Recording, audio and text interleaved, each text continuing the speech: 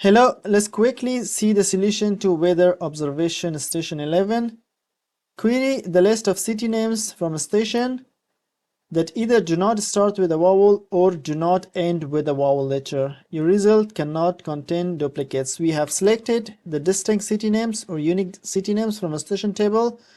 We have extracted the first letter of each city name, change it to an uppercase letter, and we check if it is not in this list of uppercase vowel letters. And we have also extracted the last letter of the city name, change it to the uppercase letter, and we will check if it is not in this uppercase vowel letters, because the question says either does not start with a vowel letter or does not end with a vowel letter.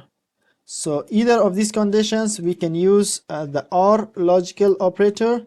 If we use the AND logical operator, it will make sure that this condition and this condition both should return true. But if we use the OR logical operator, it's going to include the result if any of these conditions return true. If this return true, it will not check this one, and the result will be included in our result set.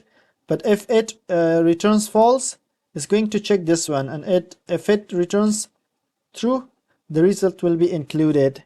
And if both of them return false, then that will not be included. So there it says either do not start with the vowel letter and end with the vowel letter. So we use the OR operator. Let's submit the code.